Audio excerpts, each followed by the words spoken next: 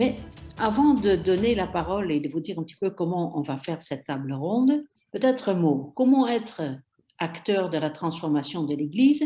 Peut-être que vous vous posez la question, pourquoi être acteur de la transformation de l'Église? Après tout, un certain nombre peuvent être lassés de l'Église, avoir pris leur distance en disant ah, il n'y a plus rien à faire de ce côté-là. Et je m'occupe de transformer la société, ou en tout cas je m'engage pour ça et je laisse l'Église de côté. C'est que le pape fait très clairement le lien entre transformation ecclésiale et sociale. Et pour lui, en fait, les deux sont vraiment intimement liés. Hier, je vous l'ai dit très rapidement, j'ai évoqué le dernier livre du pape, Un temps pour changer, et puis sa lettre au peuple de Dieu. Dans son dernier livre, Un temps pour changer, il part de la crise de la Covid. Il disait à quel point les crises sont une occasion pour accueillir la nouveauté et pour changer. Mais bien évidemment, la crise de l'Église, elle est antérieure à la crise de la Covid. Et en 2018, le pape avait donc écrit cette lettre au peuple de Dieu, et cette lettre-là a été écrite dans le contexte de la crise des abus sexuels.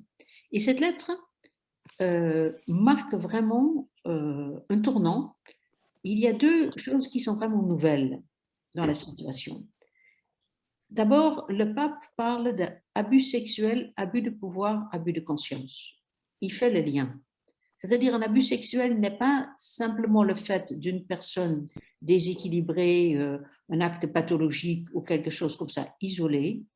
Il dit qu'un abus sexuel est toujours d'abord un abus de pouvoir, un abus de conscience. Et donc, par là, il met l'éclairage sur un problème beaucoup plus systémique, qui est la façon dont le pouvoir est exercé dans l'Église. Et il nomme en fait ce problème, il nomme, désigne par le mot cléricalisme.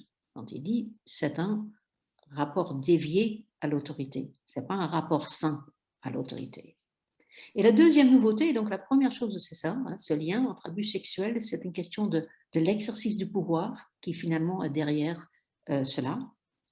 Et la deuxième nouveauté de ce texte, la lettre au peuple de Dieu, c'est il demande à tout baptisé de se sentir concerné. Il demande aux baptisés de s'intéresser au fonctionnement de l'Église. Et là, c'est aussi un changement parce que normalement, on demande aux fidèles laïcs de s'occuper du monde, du temporel.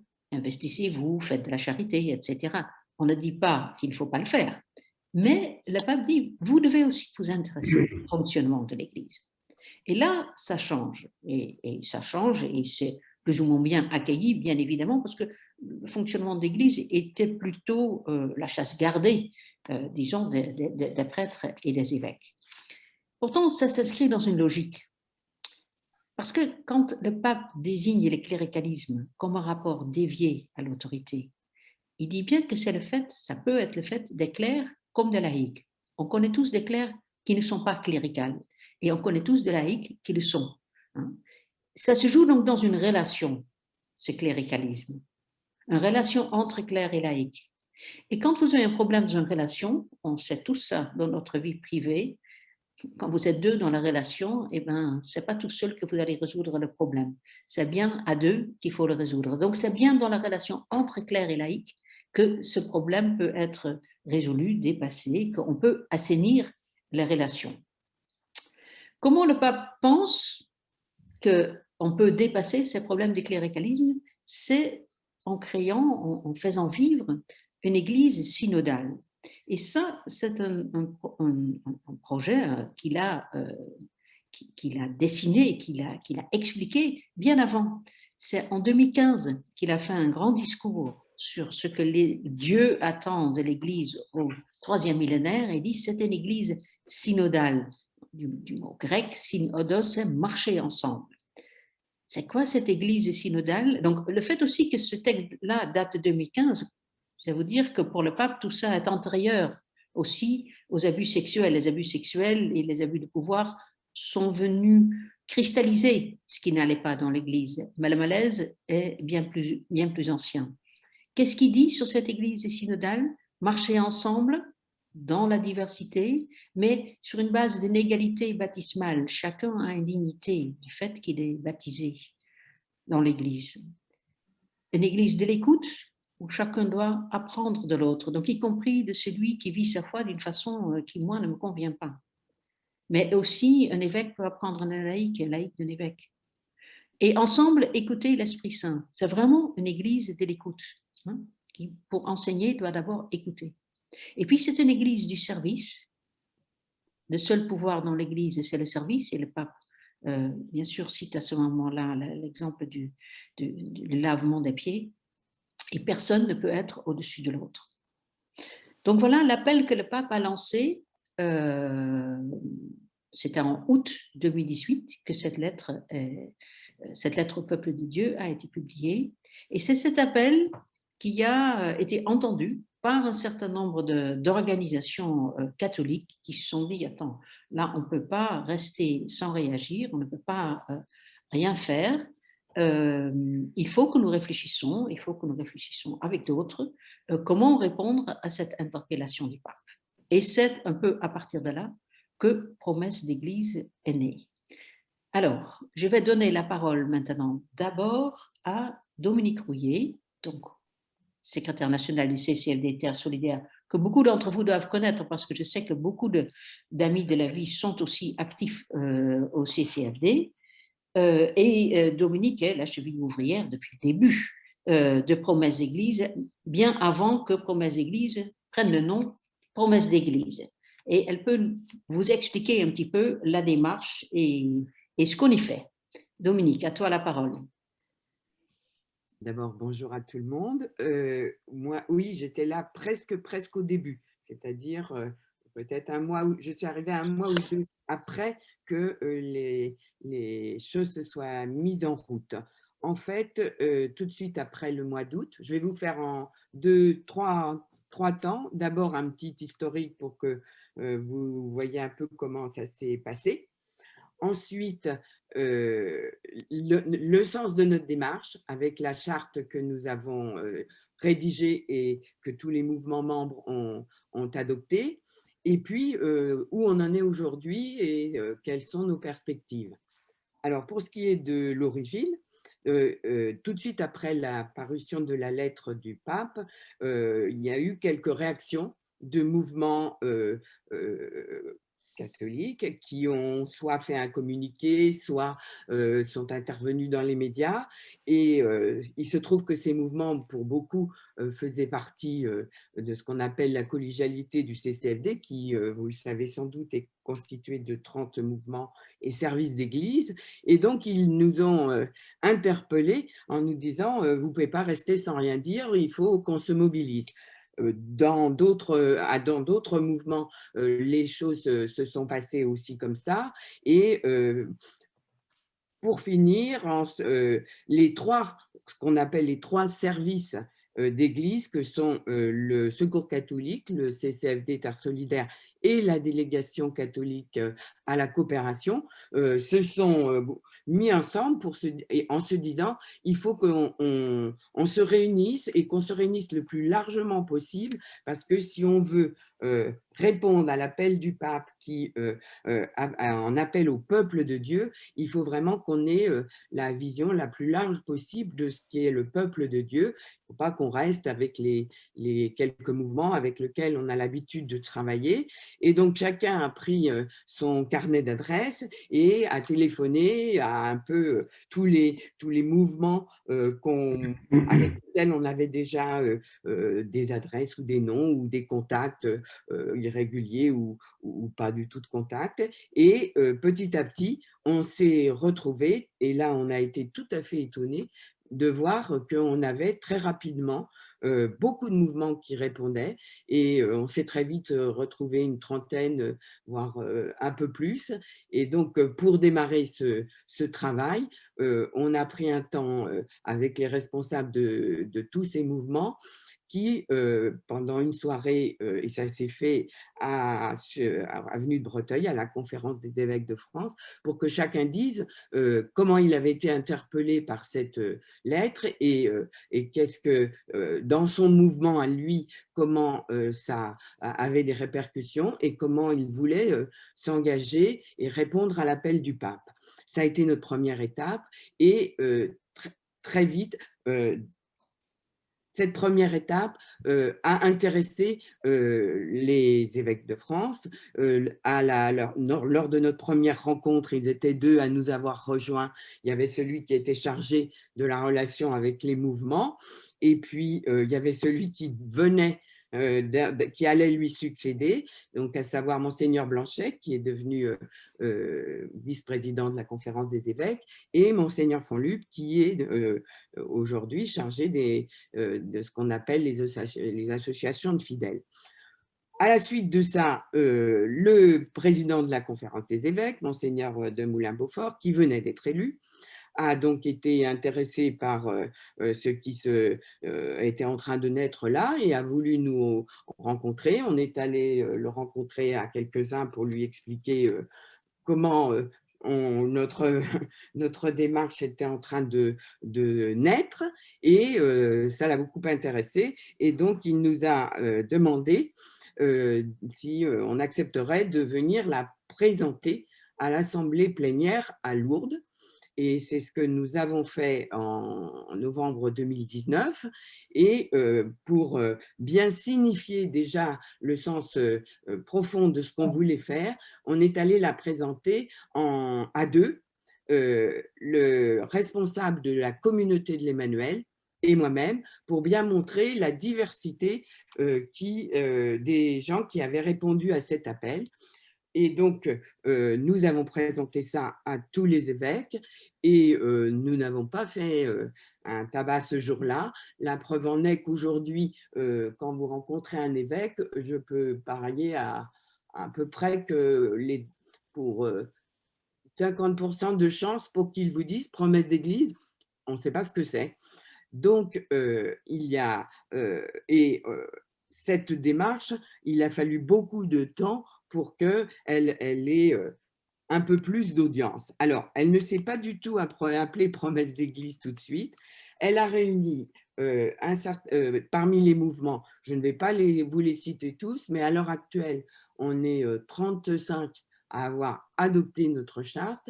Et dans ces 35, il y a aussi bien Nicolas est là pour vous en parlera, les orphelins apprentis d'Auteuil, que la CO, que l'Action catholique indépendante, des mouvements de jeunes, le MRJC, la JOC, la GEC, des mouvements qu'on appelle communauté nouvelle, communauté de l'Emmanuel, communauté du chemin neuf, fondatio, des mouvements plus traditionnels comme les associations catholiques familiales, des mouvements aussi avec lesquels on n'avait pas encore beaucoup travaillé, comme les entrepreneurs et dirigeants chrétiens.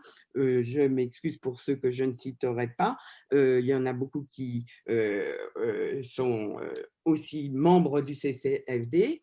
Et puis, nous avons donc, après cette aventure à Lourdes, nous nous sommes mis en marche et nous avons essayé de voir ce que nous pouvions faire dans la perspective qui était la nôtre au départ, c'est de réfléchir et de participer à transformer la gouvernance de l'Église comme le pape nous y appelait, mais avec tout de suite une idée particulière, c'est que nous étions des mouvements d'église et donc que nous n'avions pas une vision globale de l'église ni un rôle global dans l'église, mais le rôle particulier de mouvement et que nous voulions donc partir de notre expérience dans nos mouvements de gouvernance, y réfléchir, voir en quoi elle pouvait être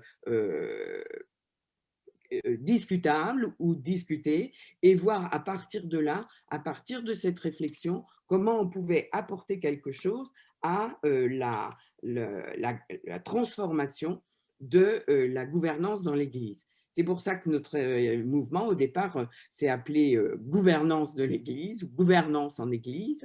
Et on a donc commencé à réfléchir sur ce mode-là.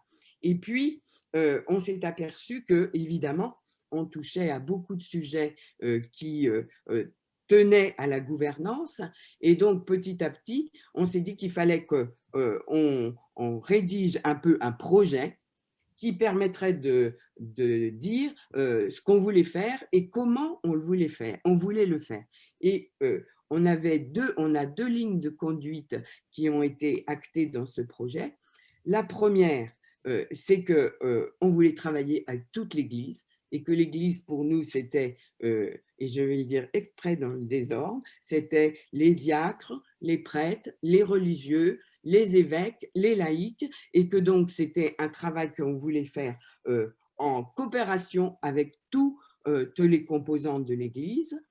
Et notre deuxième ligne fil rouge, c'était qu'on voulait à la fois essayer d'apporter ensemble une réflexion et des propositions, et en même temps témoigner par la manière dont on le faisait et dont on vivait cette rencontre que avec des mouvements très divers, j'allais dire un peu à chaque bout de l'échiquier des sensibilités dans l'Église, on pouvait vivre quelque chose qui pourrait témoigner qu'une Église synodale était possible et qui regroupait et qui accueillait absolument toute la diversité qu'on trouve dans la manière d'être chrétien catholique, soyons précis aujourd'hui. Et donc, on a rédigé cette charte qui dit un certain nombre de choses. D'abord, qu'on ait des mouvements et services d'église, c'est-à-dire des organisations, plus généralement d'ailleurs, qui ont une part active à la vie et à la mission de l'Église, et que c'est à ce titre-là qu'on veut avancer ensemble, et donc qu'on ne regroupe pas de personnes individuelles. D'autre part, qu'on veut travailler en coopération confiante avec toutes les composantes de l'Église. On veut aussi, et ça c'est pour nous très important, écouter et contribuer à faire entendre la parole de tous ceux qui ne s'expriment pas dans l'Église, qui sont aux marges de l'Église, peut-être ce que le pape a appelé les périphéries, pour des raisons très très variées, qui peuvent être de leur vulnérabilité, et des mouvements comme la Société de Saint-Vincent de Paul, le Secours catholique, sont particulièrement sensibles à faire entendre la voix des plus pauvres, mais aussi de ceux qui se sont éloignés de l'institution, soit qu'ils les subissent cet éloignement, soit qu'ils les choisissent, parce qu'on pense qu'on a à apprendre d'eux pour transformer l'Église et transformer la société, et pour nous, c'est quelque chose de complètement lié. Et puis, nous voulons partir d'un regard critique sur notre gouvernance et sur notre exercice de l'autorité au sein de nos organisations pour proposer des transformations de la pratique de l'autorité et de la gouvernance dans l'Église.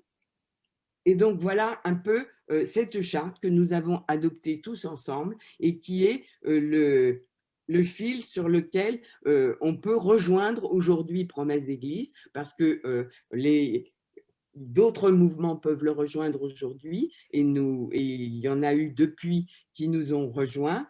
Et c'est sur cette base-là que petit à petit, on s'est appelé d'abord gouvernance de l'Église, puis après on s'est appelé synodalité, mais ça c'était un petit peu ésotérique pour faire entendre une parole au plus large public possible. Et on a donc choisi de s'appeler Promesse avec un S d'église pour essayer de dire que nous voulons être des promesses d'une transformation de l'Église.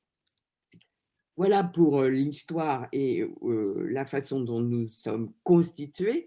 Depuis, nous avons avancé en définissant un peu une manière de fonctionner, parce qu'on est quand même 40, pas loin de 40 mouvements, et on a organisé du travail à la fois de réflexion et de participation de l'ensemble des mouvements à ce travail. Alors, nous travaillons avec une petite équipe qu'on appelle le comité de pilotage, qui est un peu l'équipe organisatrice, et puis une assemblée plénière qui rassemble largement tous les mouvements membres, et nous avons découvert aussi ensemble, à travers ces rencontres, que nous étions capables de prier et de célébrer ensemble.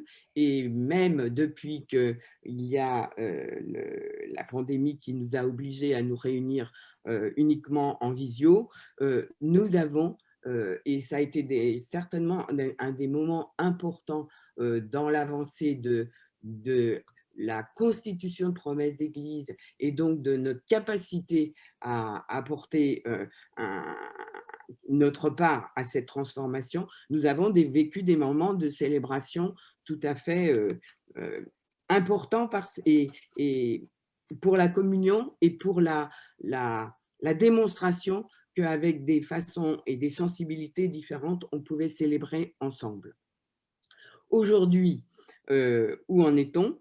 Eh bien, aujourd'hui, nous sommes prêts à nous mobiliser particulièrement pour apporter notre participation au synode que le pape a prévu sur justement la synodalité, pour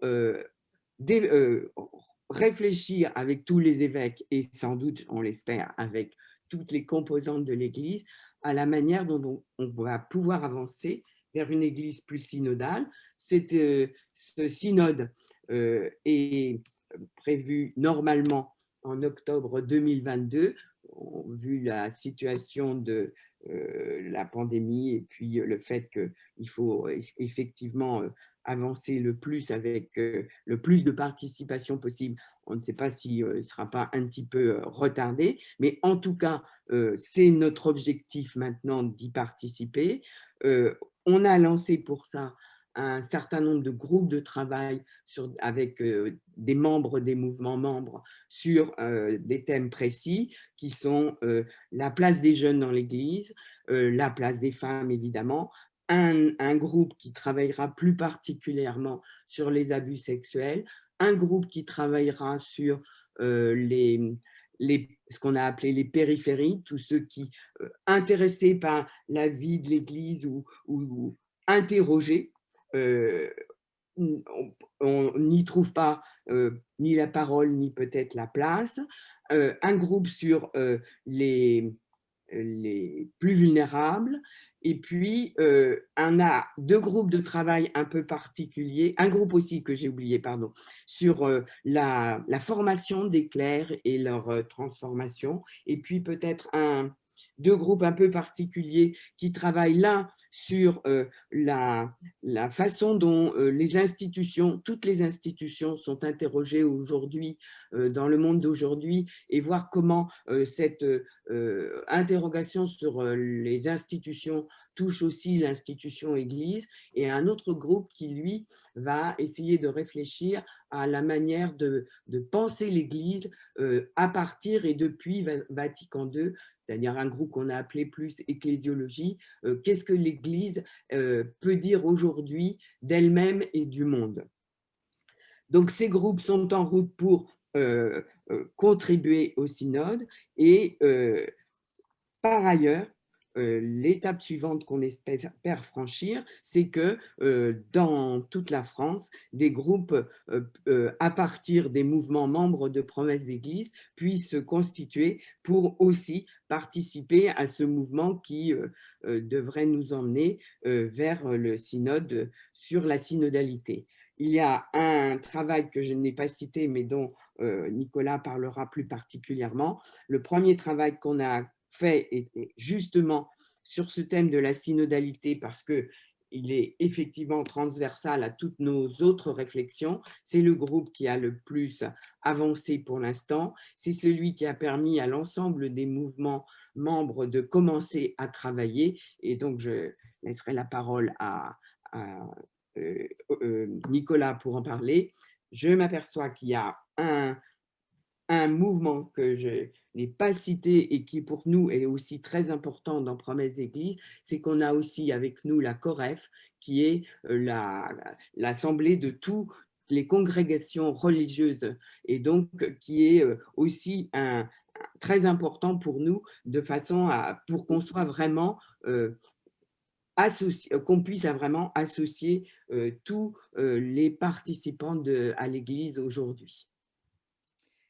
Merci Dominique.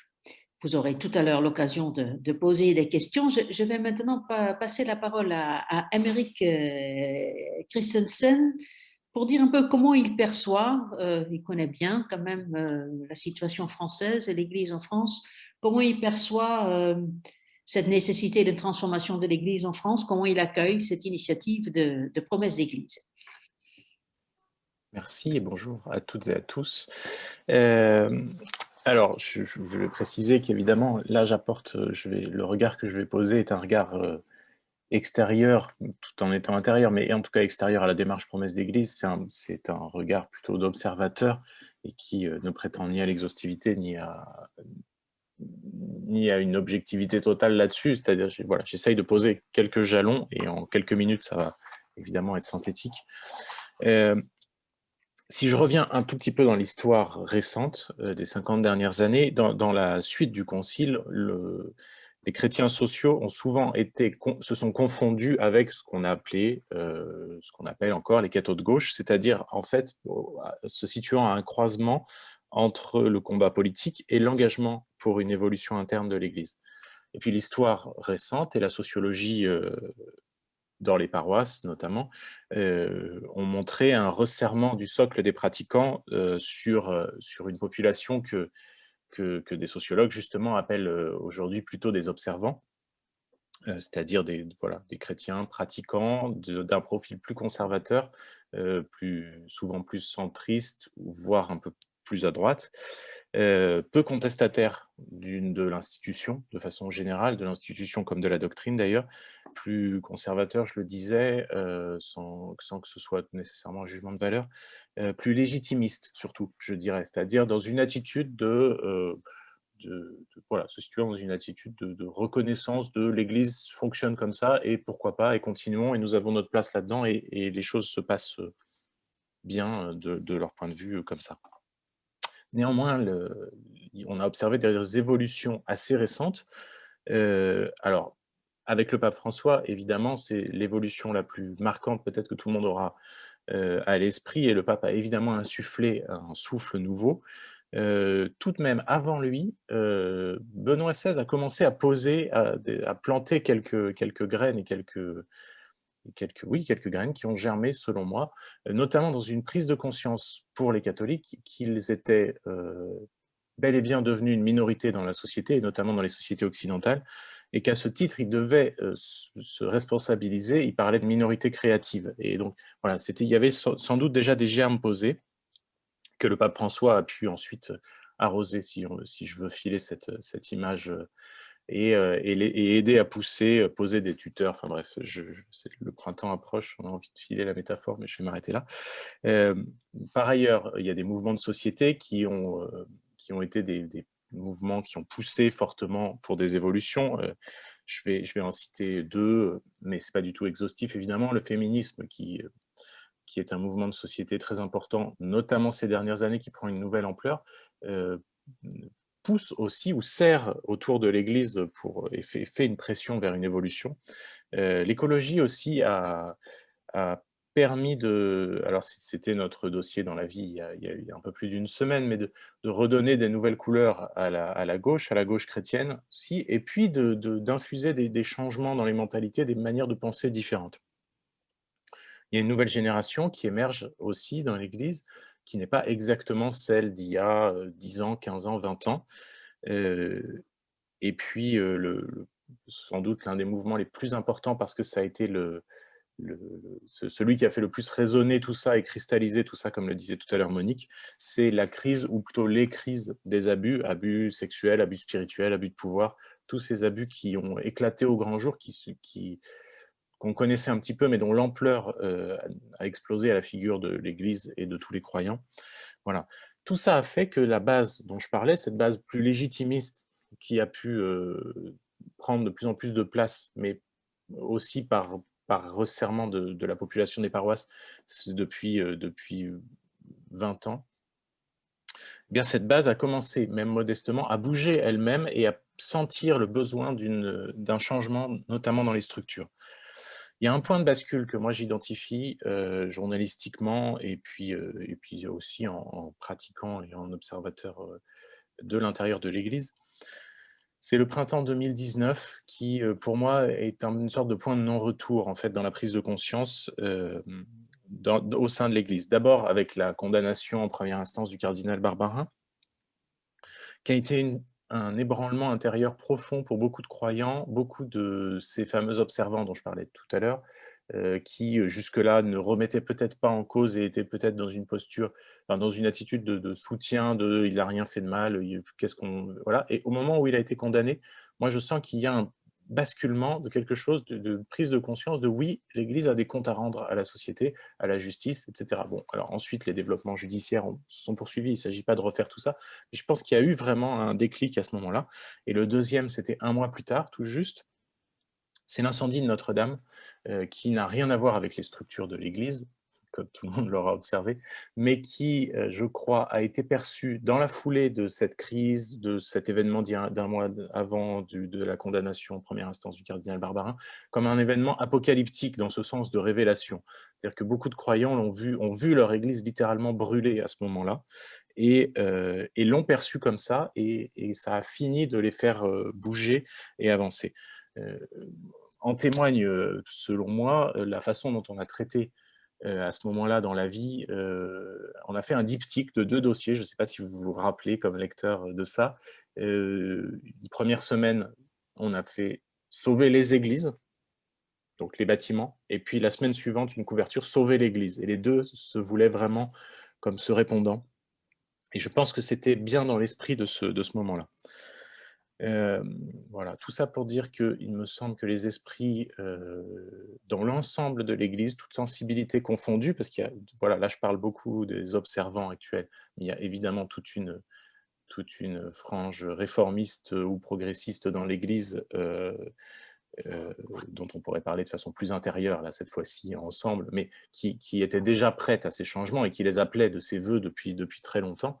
Mais il y a voilà, ce changement, les esprits sont davantage prêts à des réformes, fût-ce juste quelques réformes, mais c'est déjà un progrès, qui ne l'était il y a 10 ans encore, quand, si vous vous souvenez, dans l'ouvrage À la gauche du Christ, Denis Pelletier et Jean-Louis Schlegel concluait quasiment, c'était en 2011, à la fin et à l'effacement des chrétiens de gauche. C'était une conclusion assez pessimiste qu'ils pouvaient avoir. On était avant François, avant cette crise, avant plein d'autres choses qui se sont passées depuis. Par ailleurs, eh bien, il y a eu, comme Monique l'a rappelé tout à l'heure, mais du coup je ne vais peut-être pas insister trop longtemps là-dessus, la lettre au peuple de Dieu du pape François, qui a redonné, me semble-t-il, pleinement la légitimité, rappelé la pleine légitimité de tous les fidèles, mais aussi leur a rappelé leurs responsabilités propres dans le fonctionnement et la réforme de l'Église.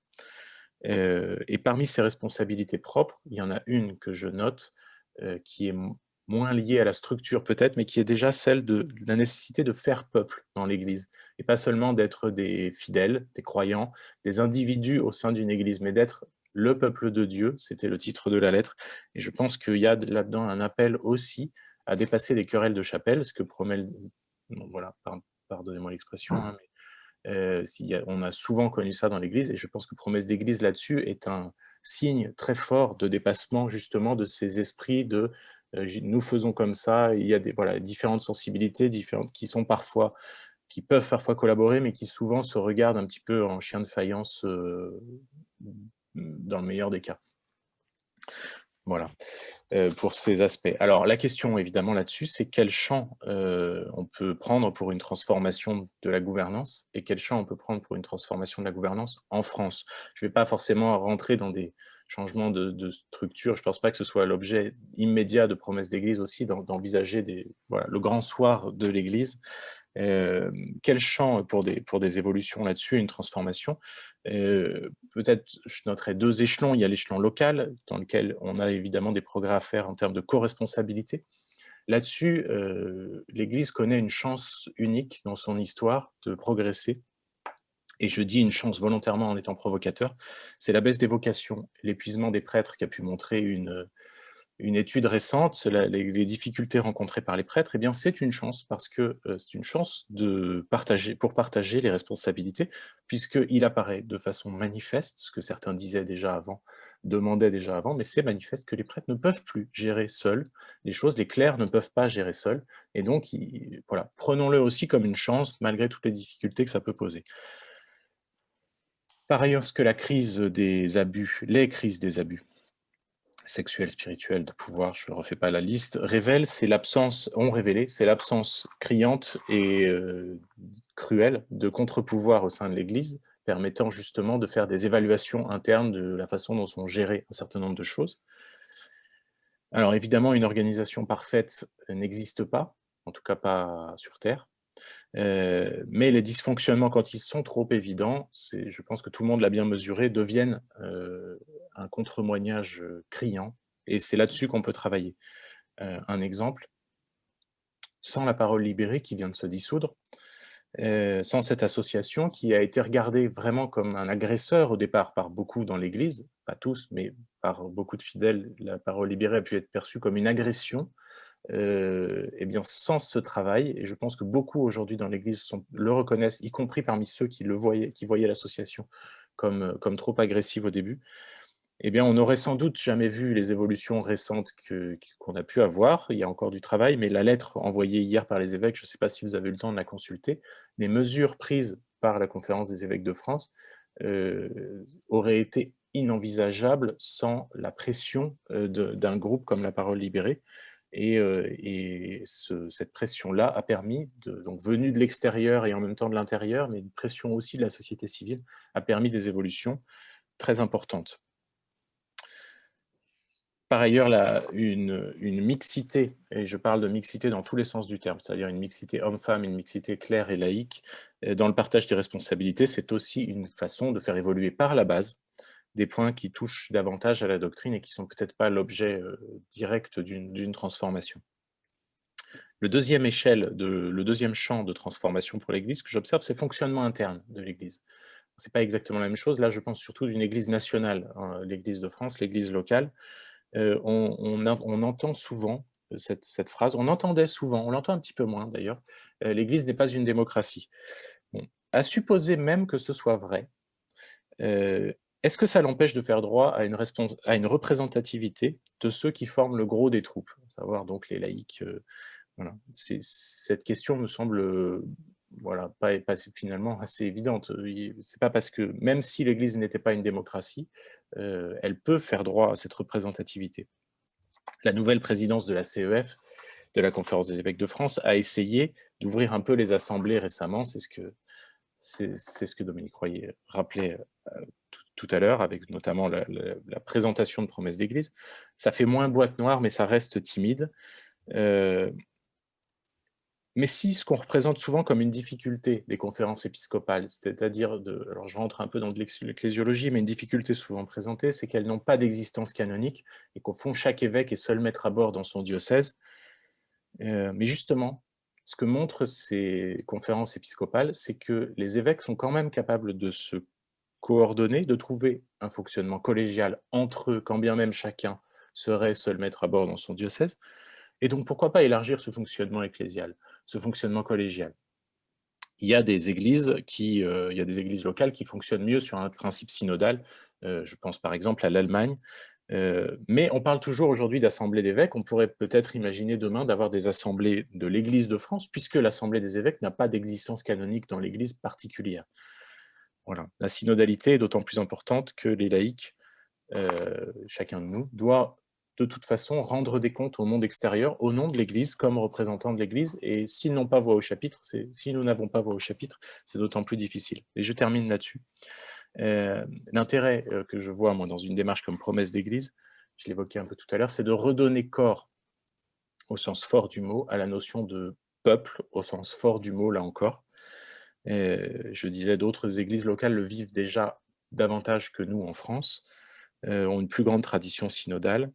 On peut aussi faire évoluer cette logique qui fait qu'on a eu tendance peut-être souvent dans l'Église à attendre que tout changement vienne du haut et redescende à la base. Et aujourd'hui, on voit que ce processus synodal peut permettre justement, en marchant ensemble, d'impulser des changements, pardonnez-moi pour le mot qui n'est pas très beau, mais à la base, pour les faire remonter jusqu'au sommet.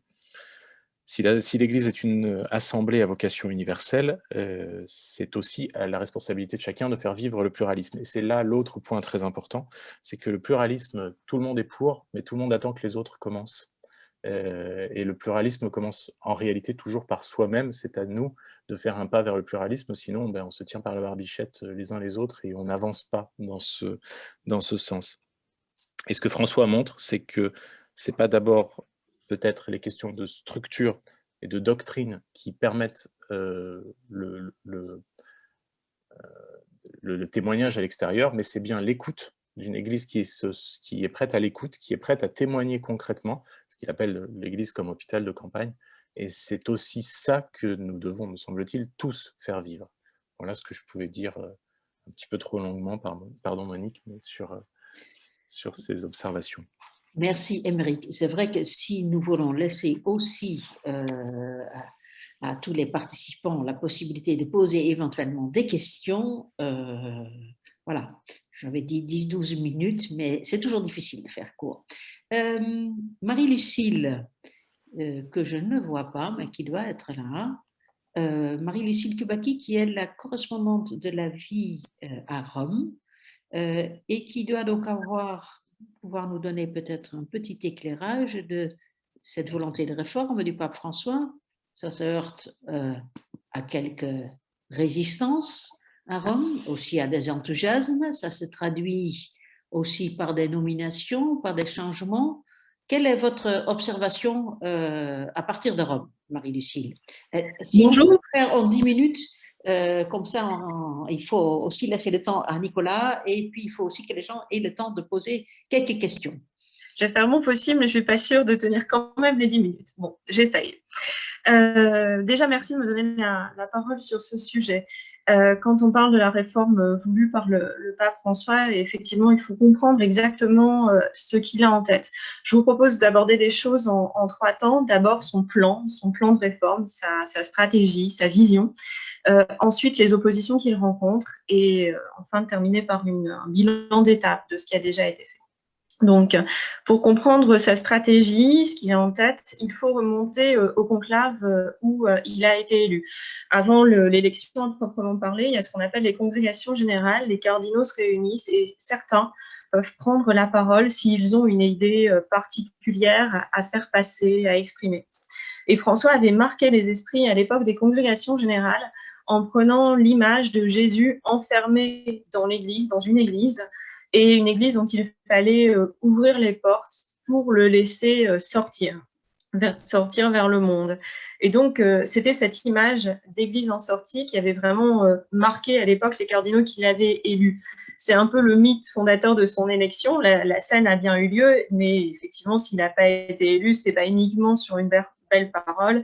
Il a été élu aussi parce qu'avant, il avait été aux manettes de conférences extrêmement importantes comme Medellín ou Aparecida en Amérique latine, avec la conférence des évêques d'Amérique latine qui avait abouti à des vrais changements structurels et des changements de mentalité générale. Mais en fait, la ligne est là. Elle est dans cette idée qu'il faut passer d'une église qui s'adresserait aux convaincus, aux derniers des Mohicans, quelque part, à une église qui sort, qui parle au monde, à ceux qui ne croient pas, à ceux qui ne croient plus.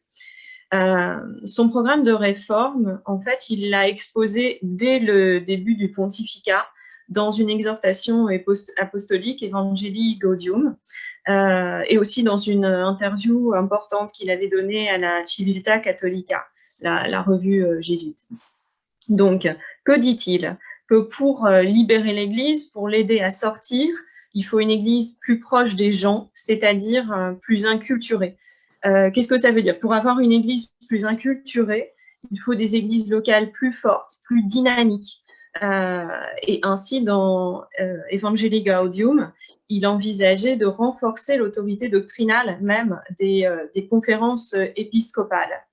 Et par ailleurs, autre pilier extrêmement important, peut-être le cœur même de la réforme, la synodalité, comme vous l'avez tous rappelé. La synodalité, c'est-à-dire la capacité à enclencher des synergies, à discuter, à dialoguer ensemble, ce qui est un enjeu pour l'Église, mais même en dehors de l'Église, tellement le débat intellectuel se réduit de plus en plus à une polarisation. Et François veut sortir de ça. Et la synodalité, c'est aussi un chemin pour sortir du cléricalisme. Ça, Monique Beaujard l'a rappelé dans son mot d'introduction, c'est-à-dire sortir d'une forme de surplomb, de surmoi, surplomb des clercs, et d'une erreur qui consiste à superposer en fait le pouvoir temporel et le sacerdoce.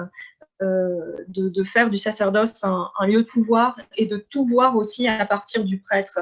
Et c'est pour ça qu'il peut parler d'un cléricalisme des clercs et d'un cléricalisme des laïcs, puisqu'au fond, pour lui, il y a une même racine, c'est-à-dire de toujours attendre que ce soit du prêtre que vienne la décision, l'initiative.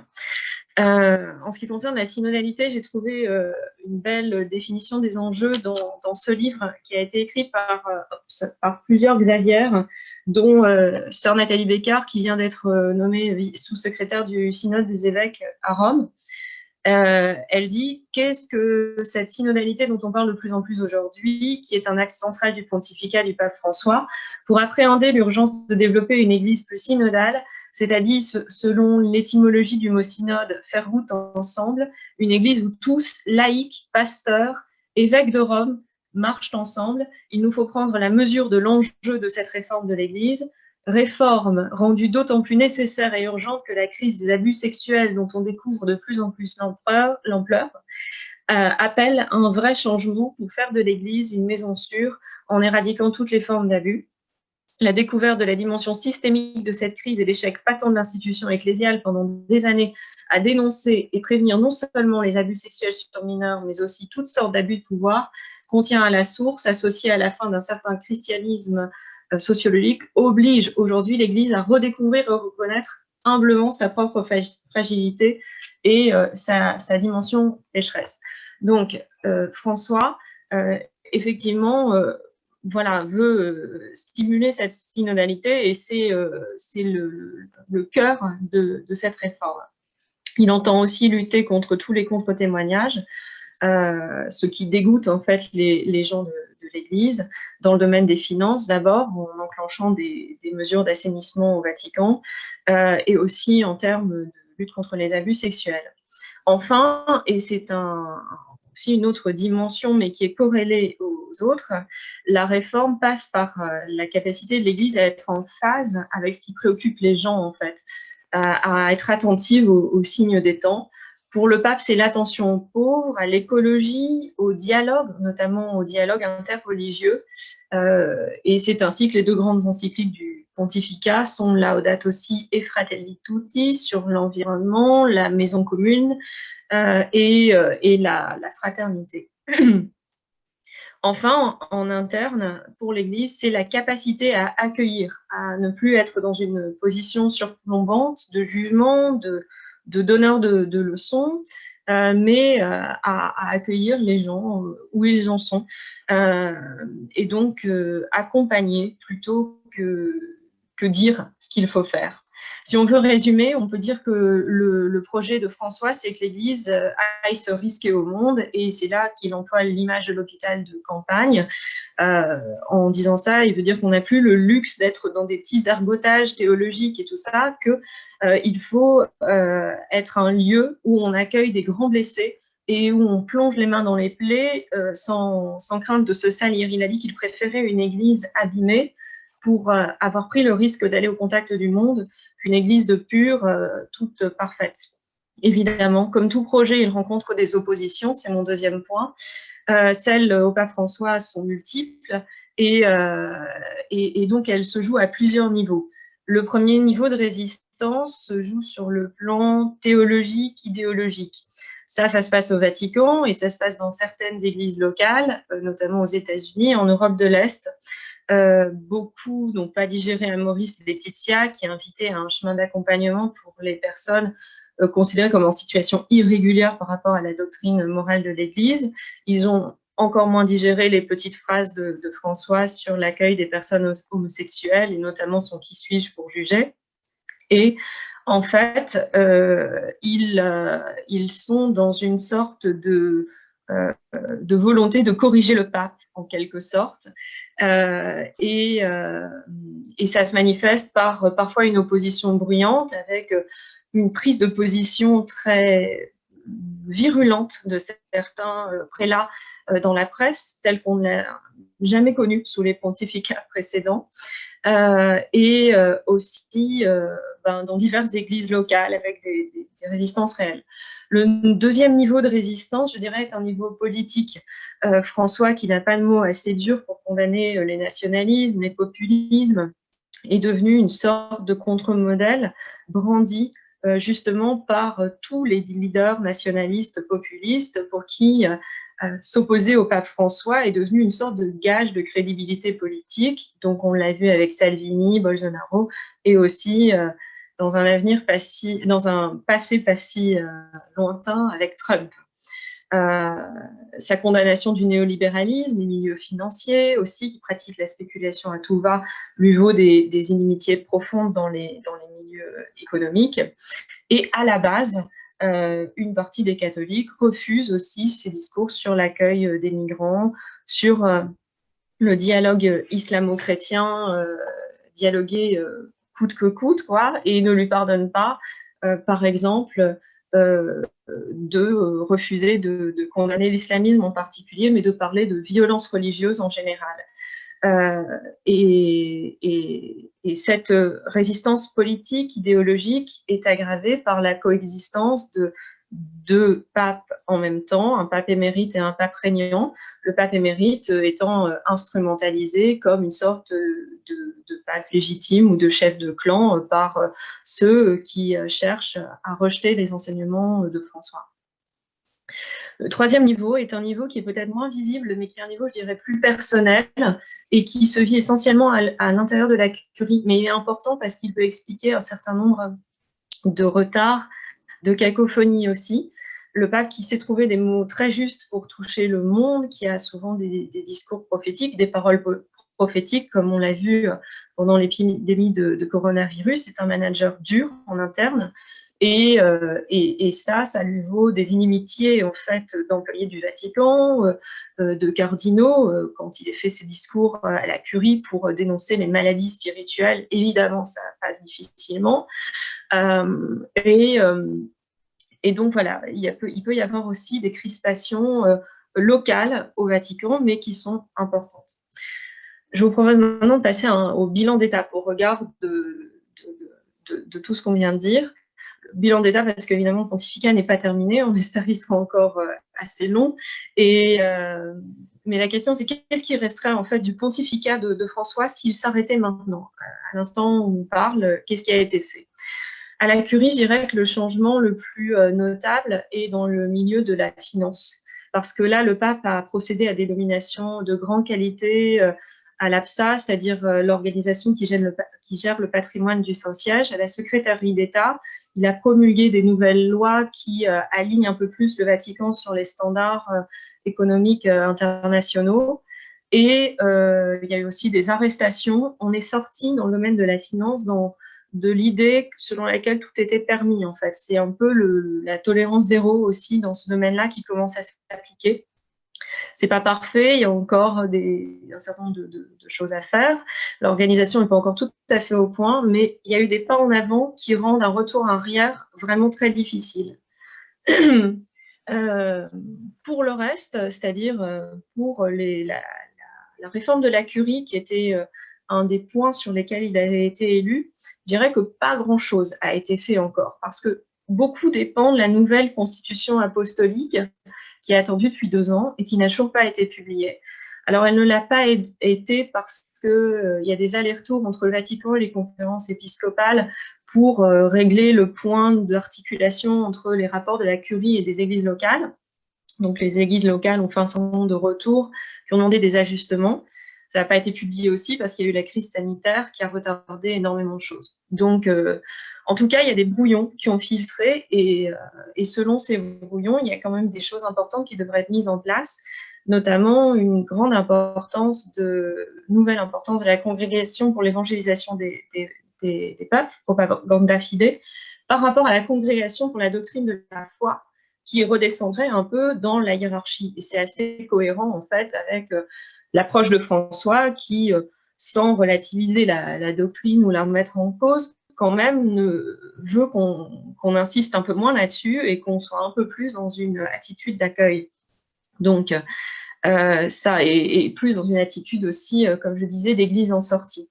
Donc ça, c'est une chose assez importante, mais pour l'instant, comme je vous disais, il s'agit de brouillon, donc on attend de voir le texte définitif. Ensuite, comme Monique Beaujard le rappelait, il y a eu des nominations importantes. Les nominations, en fait, changent quand même la mentalité ambiante. Parmi ces nominations, un laïc a été nommé pour la première fois à la tête d'un dicaster, donc c'est Paolo Ruffini à la tête du dicaster pour la communication. Et des femmes aussi se sont vues confier des postes stratégiques dans l'organigramme. Une numéro 3 à la secrétaire d'État, au dicaster pour le développement humain intégral, au synode des évêques, en la personne de Nathalie Bécard, que je citais précédemment, une numéro 2 aussi à la commission biblique pontificale. Donc ça, ce sont des nominations qui font un peu grincer des dents à certains endroits à la Curie, mais qui sont bien présentes. Et là aussi, il sera difficile de revenir en arrière. Le collège cardinaliste aussi a gagné en diversité. Le pape François a procédé à un certain nombre de nominations, notamment dans les pays asiatiques. Et donc ça, c'est intéressant parce que ça participe d'une universalisation de l'Église. Mais en même temps, dans le cas d'un prochain conclave, il est difficile de repérer les nouvelles lignes de force parce que ce sont des sensibilités très éclatées aussi. Et autant avant, il y avait une certaine lisibilité parce qu'on voyait bien le groupe des Italiens, des Américains. Aujourd'hui, toutes les cartes ont été rebattues. Donc, pour l'instant, on ne sait pas.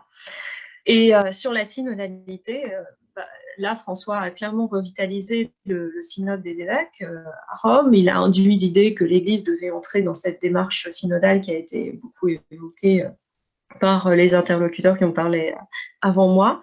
Ça commence à être entendu en Italie, en Australie. On voit bien des églises locales initient des processus.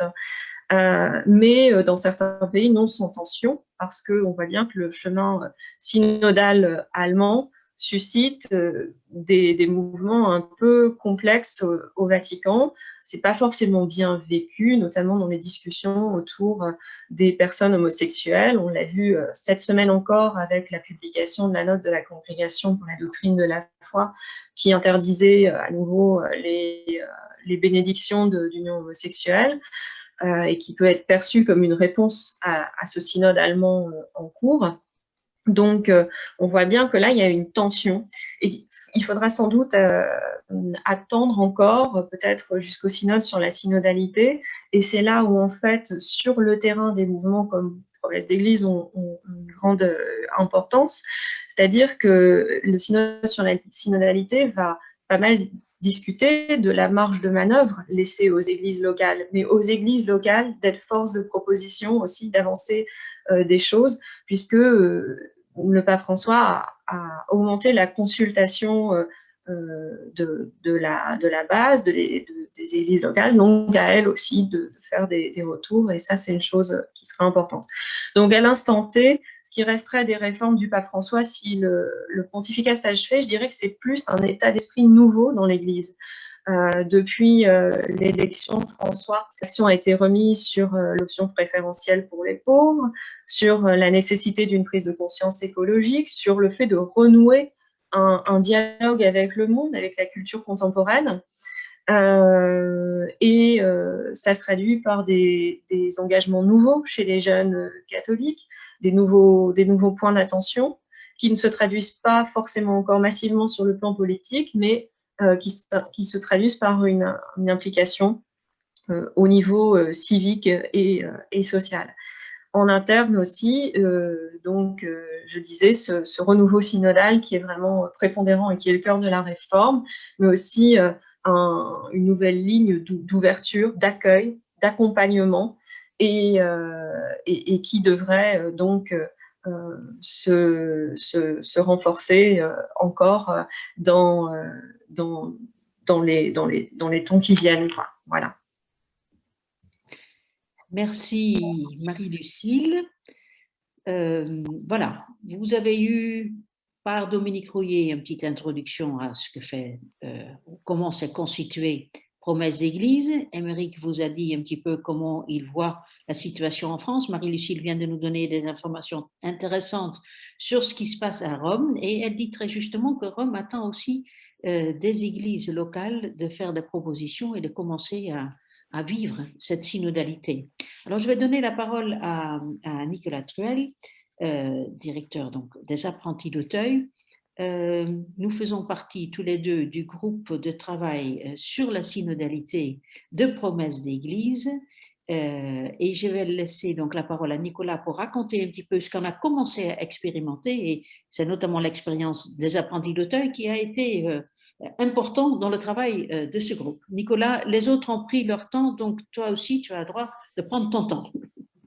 Merci Monique, merci de cet accueil. D'abord, je suis ravi d'écouter tout ce qui s'est dit. Je trouve que c'est passionnant. Et puis, je ne peux pas commencer prendre la parole devant vous sans faire la mémoire de Paul Malartre, parce que Paul a été administrateur de la Fondation des apprentis d'Auteuil, et donc j'ai eu la chance et la joie de travailler avec lui plusieurs années, et il parlait souvent des amis de la vie, et donc ça me réjouit d'être là, et en même temps de me situer dans son sillage.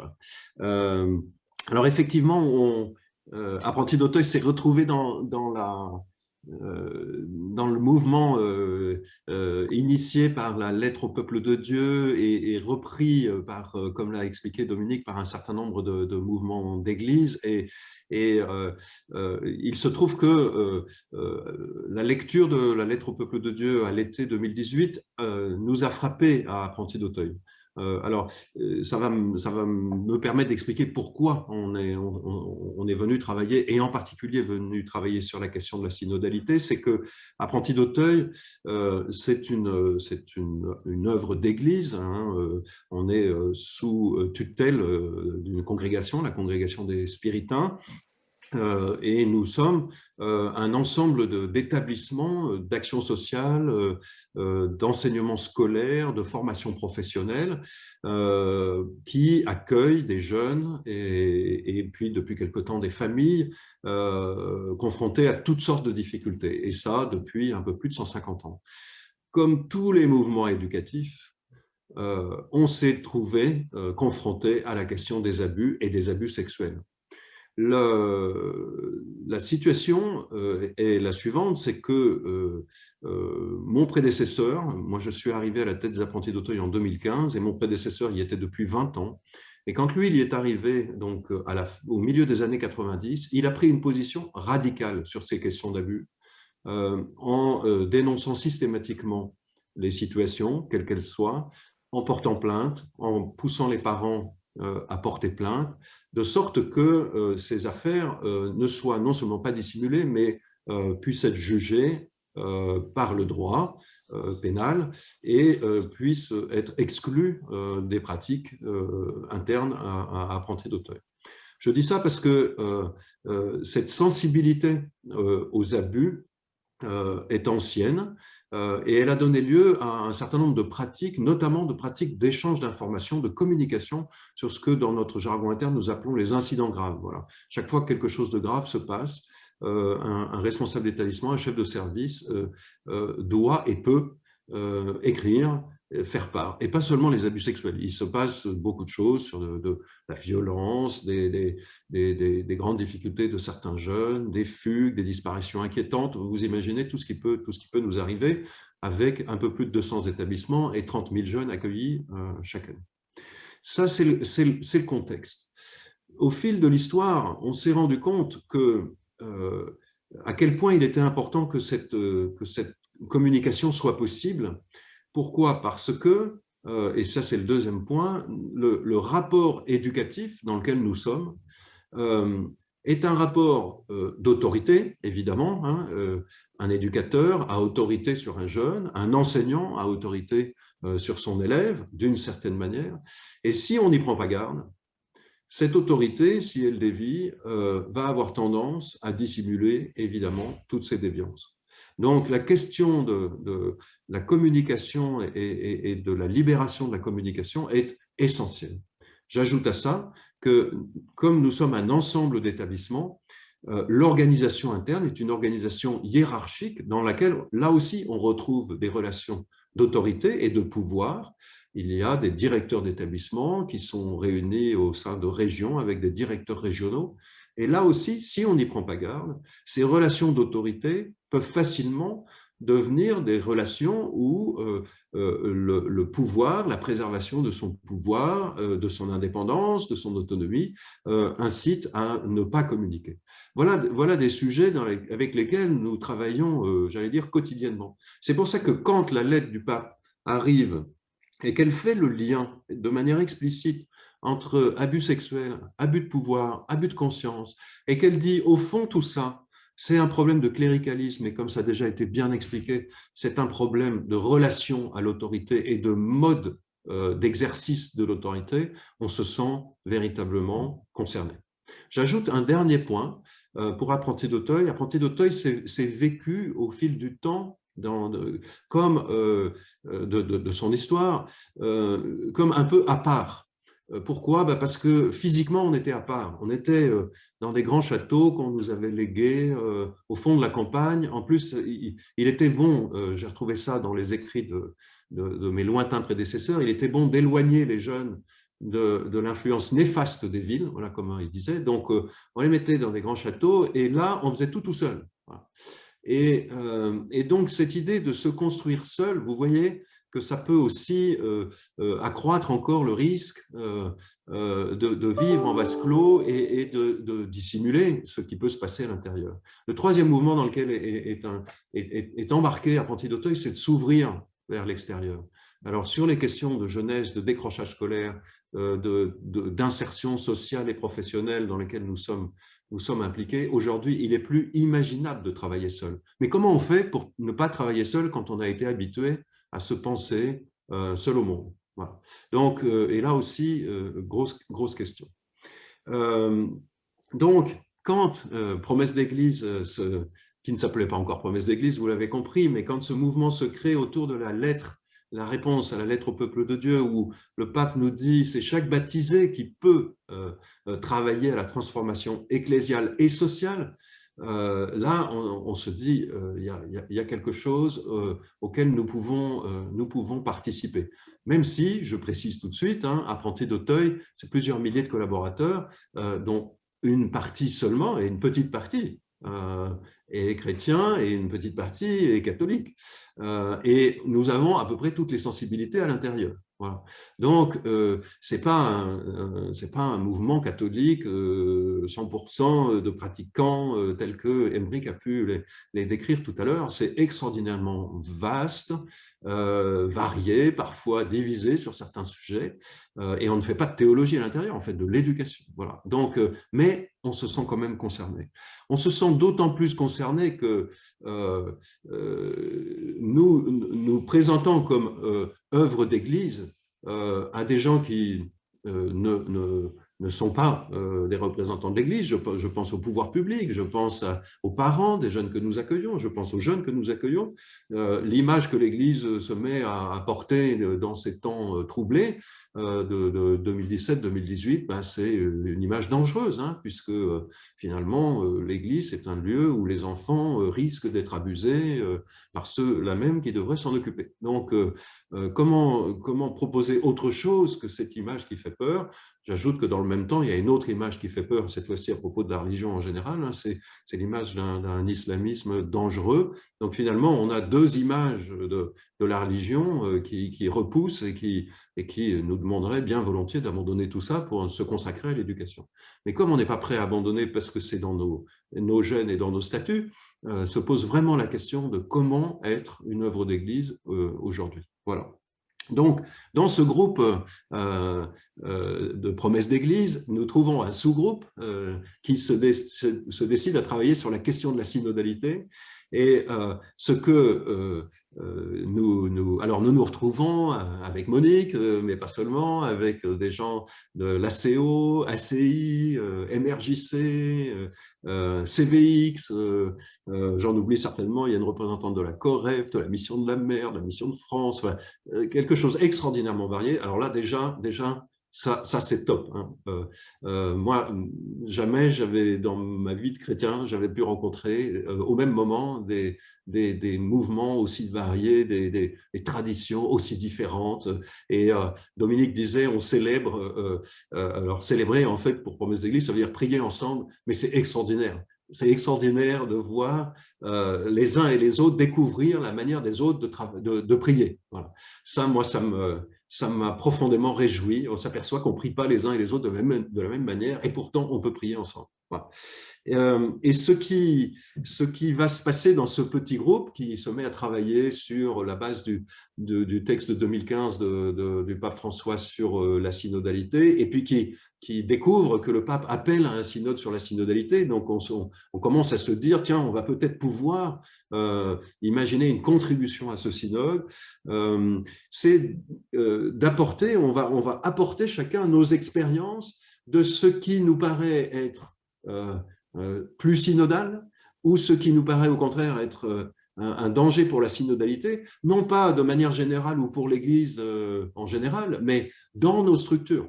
Voilà. Parce que ce qui est intéressant, c'est que ces questions de synodalité, on s'aperçoit qu'elles sont en jeu dès le début, dès que deux personnes se parlent et dès que le risque existe que l'une prenne l'ascendant sur l'autre, prenne le pouvoir sur l'autre et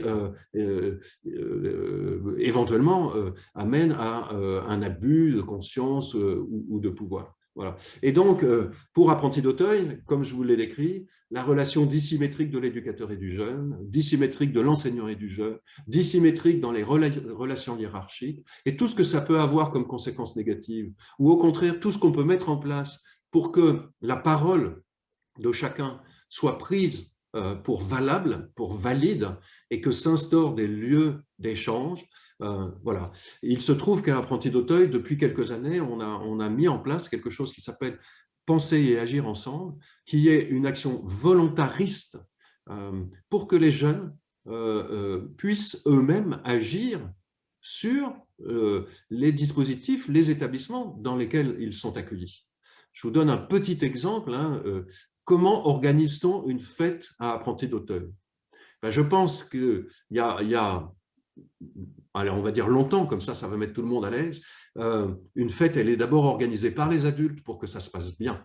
Parce que avec des jeunes qui ont des difficultés comportementales qui peuvent être facilement violentes, le premier objectif, c'est que ça se passe bien. On ne peut pas leur en vouloir. Hein. Mais vous voyez le chemin qu'il y a pour arriver à organiser une fête que les jeunes ont pensé eux-mêmes comme étant une fête pour eux et pour les adultes d'ailleurs. Ce qui est assez intéressant, c'est quand vous donnez la main aux jeunes, ils proposent d'inviter les adultes. Et c'est un renversement total de perspective, c'est un lâcher-prise, c'est une prise de risque. Voilà. Alors nous, on a amené nos expériences comme ça dans ce petit groupe. Ce petit groupe a lui-même amené différentes expériences dans l'assemblée plénière de Promesses d'Église. Ça a fait réagir. Il y a 2 théologiens qui sont venus nous regarder travailler et qui ont dit comment ils lisaient nos échanges, qu'est-ce qui se dégageait comme ligne de force.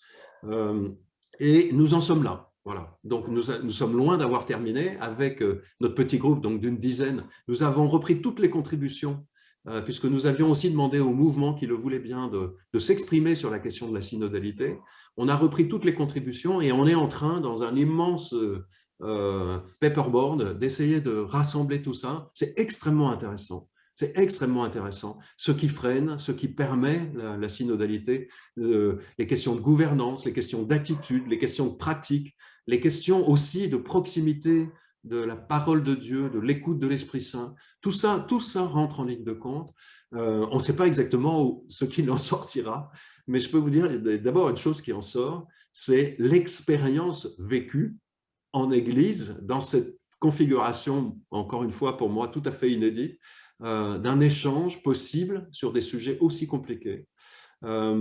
Et puis la conviction forte que malgré nos différences, et je vous dis, elles sont vraiment grandes, tous ces mouvements ne se ressemblent ni par leur structure, ni par leur mission, ni par leur tradition spirituelle, eh bien, malgré nos différences, et peut-être bien grâce à nos différences, on arrive à faire apparaître l'essentiel, j'allais dire, et surtout l'essentiel partagé, c'est un désir de faire évoluer ou de contribuer à l'évolution, et sans doute aussi, au-delà de ce désir, l'idée que peut-être on peut participer à cette évolution.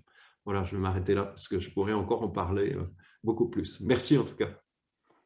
Merci beaucoup Nicolas. Je confirme ce que dit Nicolas, qu'on a beaucoup de plaisir à travailler dans ce groupe synodalité, et même si on a fait l'essentiel par Zoom, on s'est vu qu'une fois, juste avant le premier confinement, c'est une expérience très riche de se retrouver avec des gens différents et de se rendre compte que ben voilà, ces échanges sont enrichissants pour toucher. J'ai beaucoup appris dans le groupe synodalité. Ben voilà, on a pris un peu plus de temps quand même que prévu pour les exposés de cette table ronde. Donc maintenant, place à vos questions. C'est Dominique et Elisa qui normalement trient cela et qui devraient être visibles, même si je ne les vois pas. Dominique, tu as un micro? Dominique Fonlu, bien évidemment. Est-ce que Dominique a un micro? Oui. Voilà, c'est bon. Très bien. Bonjour à tous. Donc oui, nous avons déjà quelques questions. Donc je vais m'en faire l'écho. Alors, ça commence d'abord par des remerciements. Beaucoup de remerciements à chacun et à chacune des intervenants. Voilà, il y en a beaucoup. Je cite 2 réflexions rapidement. Alain Rico de Chambéry qui cite le théologien tchèque Thomas Halík, qui rappelle que l'avenir de l'Église passe par un dialogue avec les cultures contemporaines. Mais Alain l'a dit au début, donc en effet, ça a été vraiment rappelé par la plupart d'entre vous. Alors, Hélène Danowski de Paris trouve qu'on devrait, plutôt que de parler de peuple de Dieu, préférer celui de peuple des baptisés ou peuple chrétien ou peuple catholique, voilà, parce qu'elle trouve que voilà, c'est une façon plus juste de s'exprimer, puisque le peuple de Dieu est aussi le peuple de tous les fils de Dieu, voilà, qui reconnaissent ou pas. André Deruel de Nantes dit que en fait, responsabilité, collégialité, coopération, mutualisation sont déjà à l'œuvre dans beaucoup de collectifs progressistes, souvent perçus comme plus attirants pour des jeunes générations qui s'engagent dans la société. Donc, pas vraiment des questions, mais des réflexions comme ça qui peuvent ouvrir à d'autres discussions plus tard. Il y a des questions sur promesses d'église. Alors, je pense qu'on y a déjà pas mal répondu. Hein. Comment a été choisi le terme promesse d'église? Quel type de célébration au sein de promesse d'église? Nicolas Truel y a déjà bien répondu. Comment la démarche de promesse d'église est-elle perçue par l'église luthéro-réformée? Voilà. Alors, une autre question aussi à laquelle vous pourrez répondre, existe-t-il l'équivalent de promesse d'église dans d'autres pays en Europe et ailleurs dans le monde? Voilà, ça, vous avez sûrement des idées là-dessus. Et puis, il y a un troisième groupe de questions pour l'instant qui concerne les amis de la vie et promesse d'église. Donc, ça, c'est une question à laquelle il faudrait sans doute faire une place dans notre débat. Chantal Vincent demande s'il y aurait une possibilité de participer à Promesse d'Église comme observateur. Voilà, car notre association, dit-elle, des Amis de la Vie, est une association de lecteurs qui n'est pas comme les autres. Donc, voilà, je repasse la parole à Monique. Oui, je pense que… Après, il y aura d'autres… il y a beaucoup… Sur la notion de peuple de Dieu, je pense que c'est important de la garder. C'est Vatican II, le Concile Vatican II, qui a redéfini l'Église comme peuple de Dieu. Donc, et justement, en faisant la place, je veux dire, pour tout le monde, que ce n'est pas une hiérarchie avec des personnes en dessous. Donc, c'est une notion importante. Peuple de Dieu, mais le peuple de Dieu, c'est le peuple de baptisés. Le choix du nom de promesse d'église, ça a été à un moment donné voté, hein, je parle sous le contrôle de Dominique et Nicolas, mais il y a eu avant, en 2019, quand on était encore dans une vie en présentiel, il y a eu une réunion où il y a eu vraiment du brainstorming autour de quel nom, et c'est sorti à un moment donné un vote de je ne sais pas, il y avait une cinquantaine ou même 80 personnes présentes. Dominique, je te donne la parole. Ah.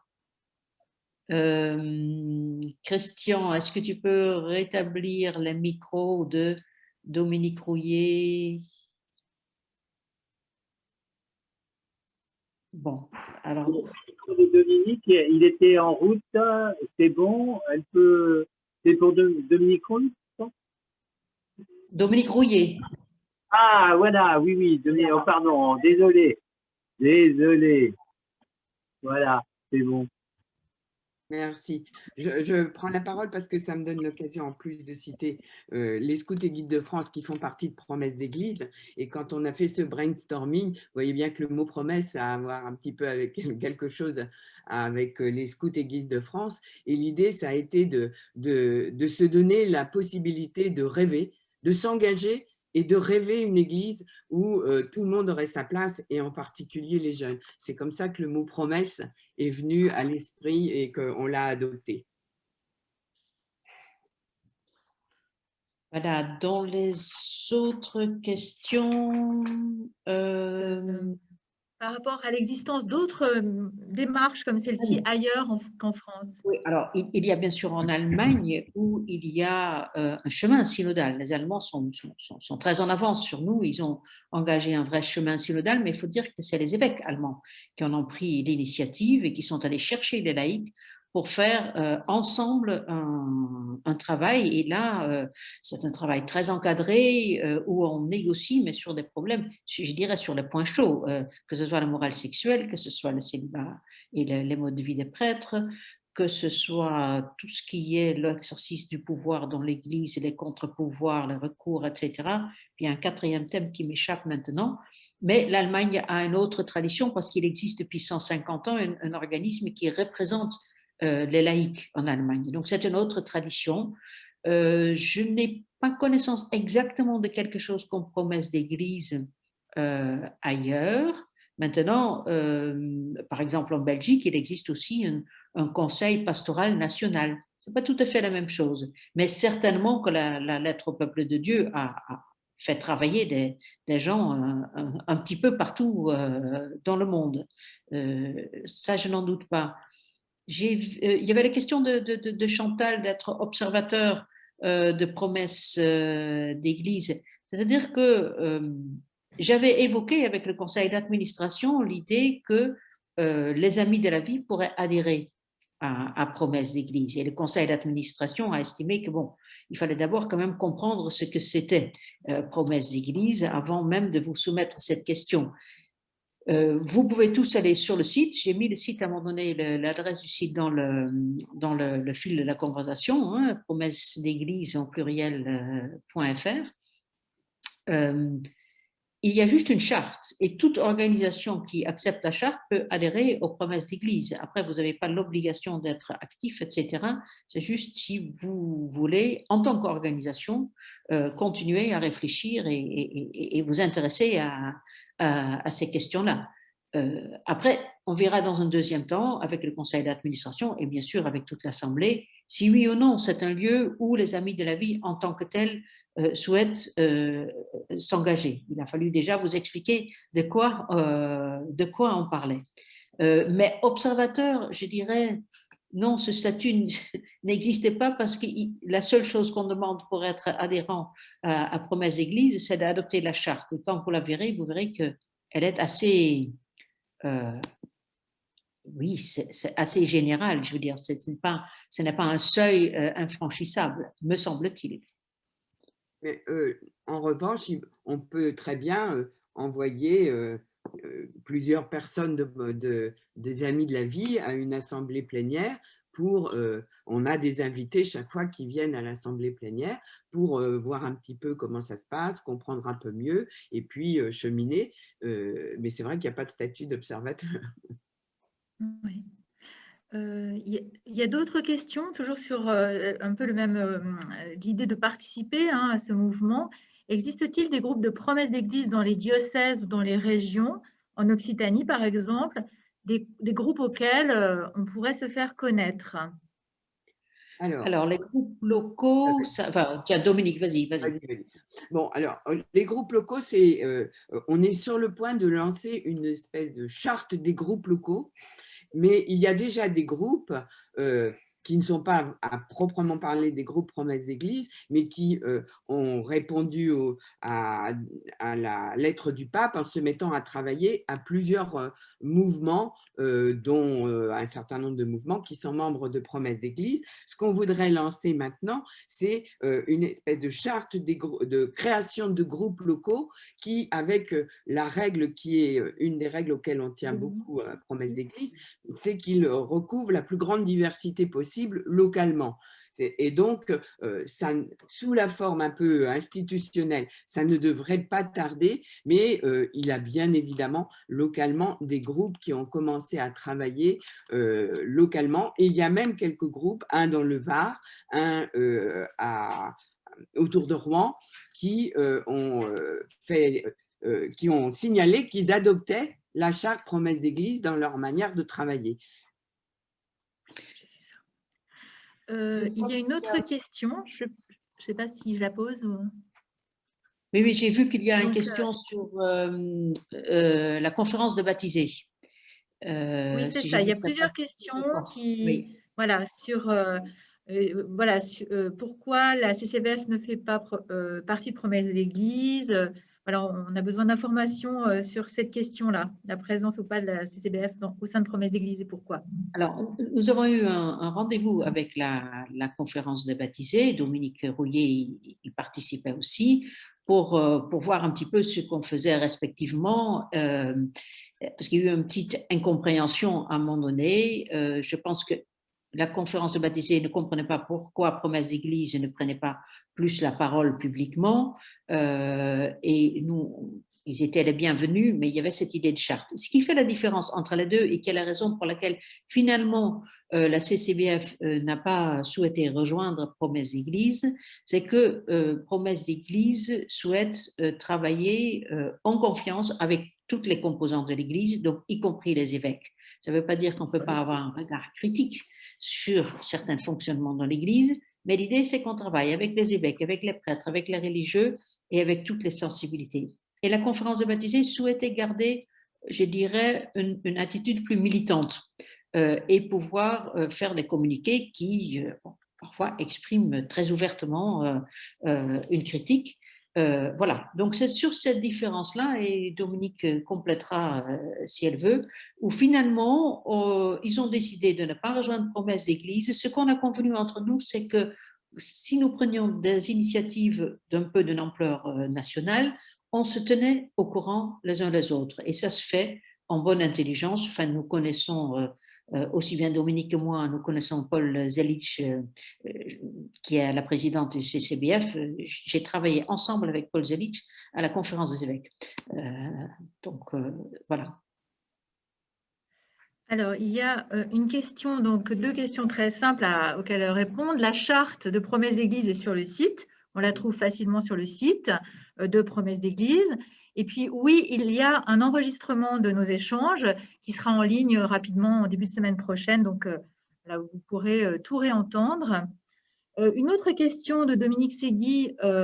Vous l'avez dit, la tendance actuelle est de ramener toutes les actions qui étaient jusqu'à présent plutôt dans les mouvements vers les paroisses. Alors ça, je ne sais pas si vous l'avez dit, mais beaucoup de catholiques ne sont que dans les paroisses, notamment les jeunes familles. Comment Promesse d'Église peut impacter jusque dans les paroisses pour transformer la gouvernance dans l'Église, donc au niveau paroissial? Alors, moi, je peux répondre en disant la chose suivante.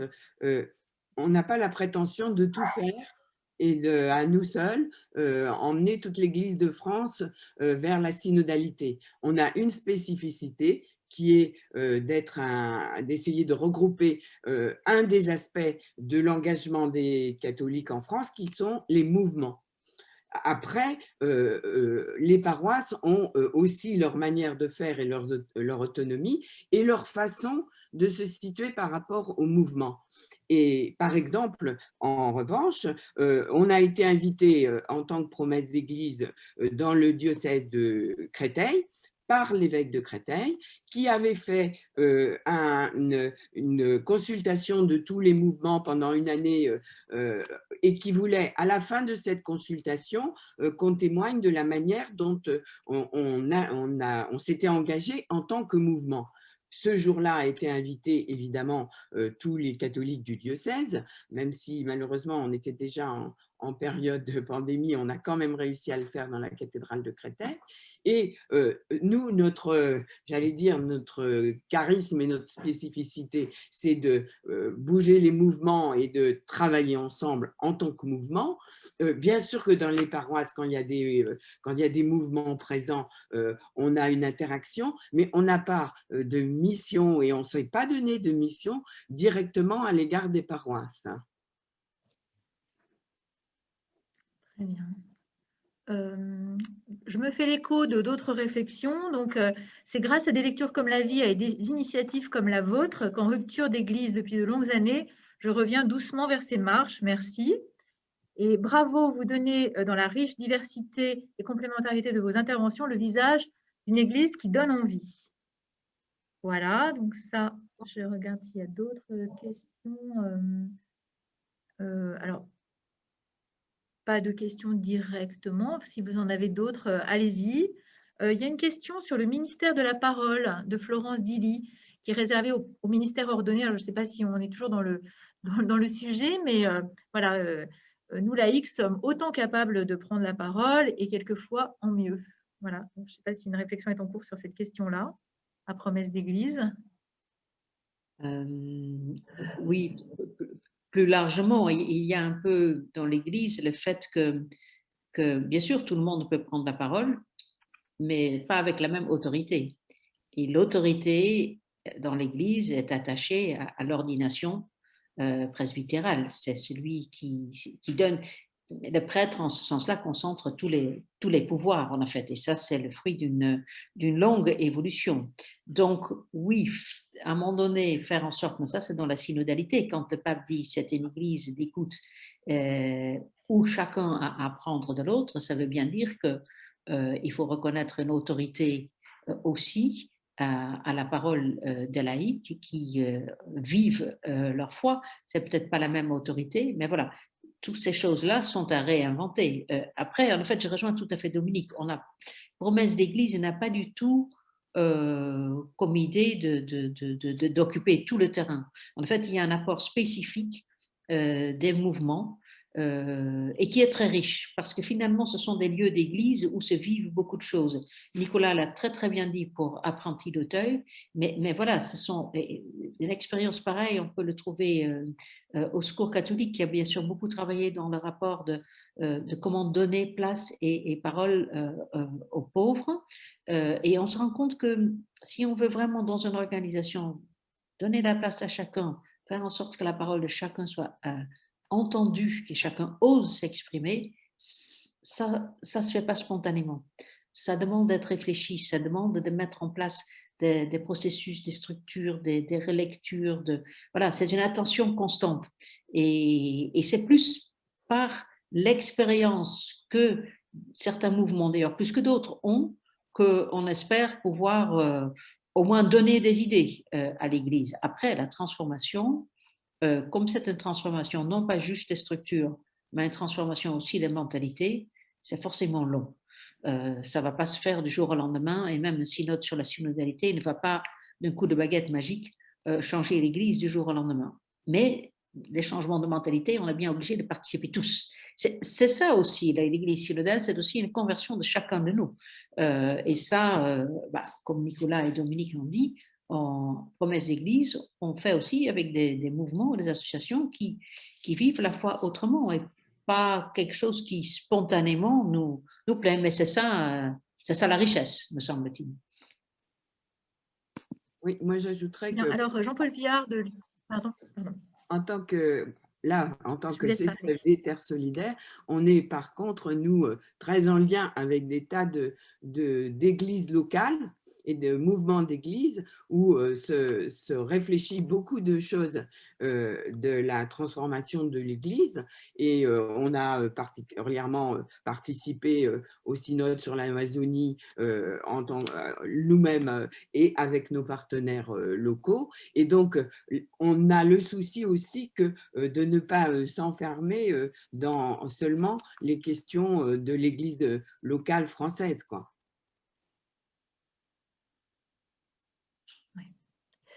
Je poursuis ou quelqu'un veut compléter la réponse? Je poursuis dans les questions. Donc, il y a plusieurs questions pour Marie-Lucille Kibaki.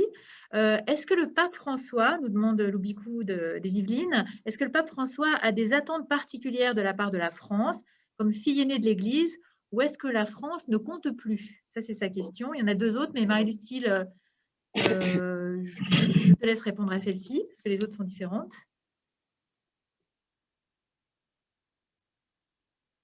Il faut que… Christian, tu redonnes la parole.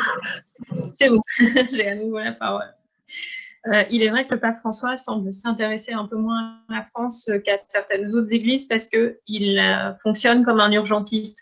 La métaphore de l'hôpital de campagne peut être filée et il estime que les urgences, c'est dans les pays en fait, où il y a des guerres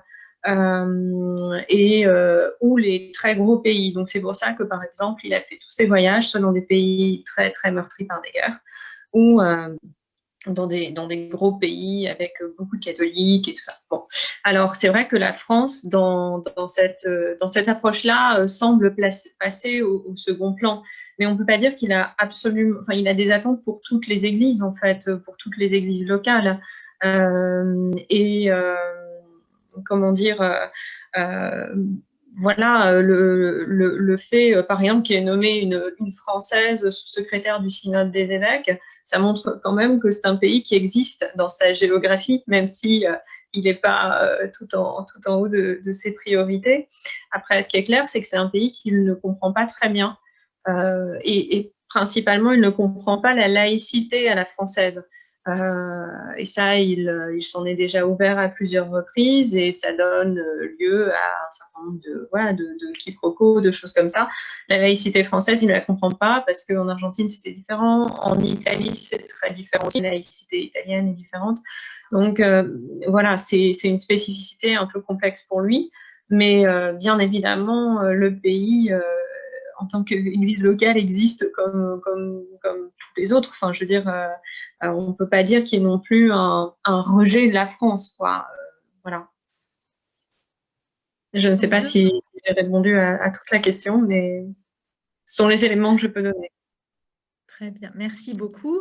Donc, il y a 2 questions que je vais poser à la suite parce qu'elles se rapprochent. Donc, une question de René et Chantal Saurin de Loire-Atlantique. Mais quel est le pouvoir qui pourra empêcher les forces conservatrices à l'affût à Rome ou ailleurs de remettre en cause les avancées? Et une question de Dominique Ségui du Rhône qui concerne ton intervention au moment où tu parles des oppositions à la réforme à Rome. Donc, vous avez évoqué la tentation d'instrumentaliser le pape émérite et ce serait un frein potentiel réel. Benoît XVI se laissera-t-il faire et est-ce qu'il a pris position? Se laisserait-il faire? Se laisserait-il faire? Oui. Alors, je commence par la première question sur les forces conservatrices. En fait, il y a toujours eu dans l'Église des échanges assez vifs entre des franges plus réformatrices, plus progressistes, et puis des franges plus conservatrices.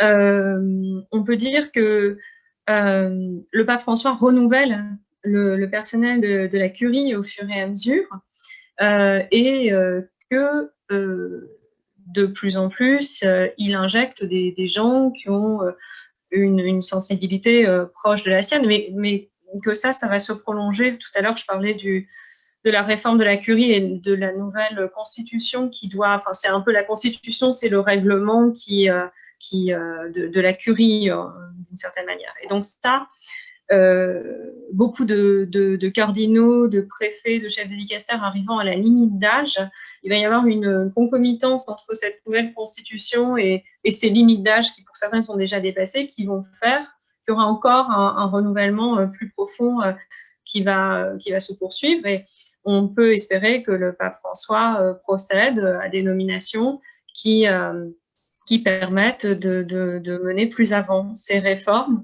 Après, ce qui est un peu complexe, c'est que le pape François lui-même, tout en étant réformateur, sur un certain nombre de points de doctrine, n'est pas non plus un énorme progressiste. On ne peut pas dire ça. Il a eu des paroles très dures sur l'avortement, sur les homosexuels. Certes, il invite à une attitude d'accueil, et certes, dans un documentaire récent, il a dit qu'il fallait reconnaître un certain nombre d'unions civiles, mais c'était aussi parce qu'il était contre le mariage pour les personnes homosexuelles, et que donc il voulait distinguer des unions qui seraient reconnues par la République, par le monde politique, et distinguer ça du volet religieux. Là aussi où les choses sont un peu complexes, parce que le pape François lui-même se trouve un peu sur une ligne de crête. En tout cas, ce qui est certain, comme je vous disais, c'est qu'il y aura cette convergence entre la nouvelle constitution de la curie et les nominations qui vont occasionner un renouvellement.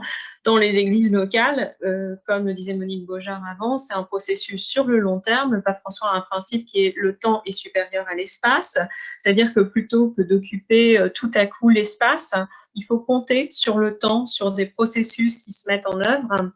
Et là, pour le coup, c'est un peu le travail de chacun, c'est le travail des laïcs, des prêtres, des évêques, tout ça. Et c'est, voilà, on en revient toujours à ça, c'est à chacun d'être force de proposition. Souvent, le pape François dit « faites du bruit ». Il l'a dit beaucoup à des jeunes pendant les JMJ, il l'a encore redit récemment à des mouvements. Donc, voilà, c'est à chacun de faire du bruit, en fait. C'est un peu ça l'idée. En ce qui concerne l'instrumentalisation du pape Benoît XVI, Benoît XVI, en fait, a jamais été un très grand politique. Ça s'est vu sur la fin de son pontificat avec tous les Vatilix et tout ça. C'est quelqu'un qui s'est fait avoir dans bien des situations. Le Vatican est un monde où le pape est assez seul, en fait, et où il est facile pour des personnes de jouer sur cette solitude pour instrumentaliser, et ça a été beaucoup le cas sous ce pontificat-là. Alors aujourd'hui, oui, il est encore instrumentalisé, et une réponse claire qu'il avait faite, malgré tout, c'était quand il y avait toute cette affaire autour du livre co-écrit avec le cardinal Sarah, où les deux noms étaient présentés à égalité sur la couverture, pape Benoît XVI, d'ailleurs c'était écrit pape Benoît XVI, et cardinal Sarah, il avait dit « Je suis en aucun cas co-auteur, j'exprimais une opinion théologique ».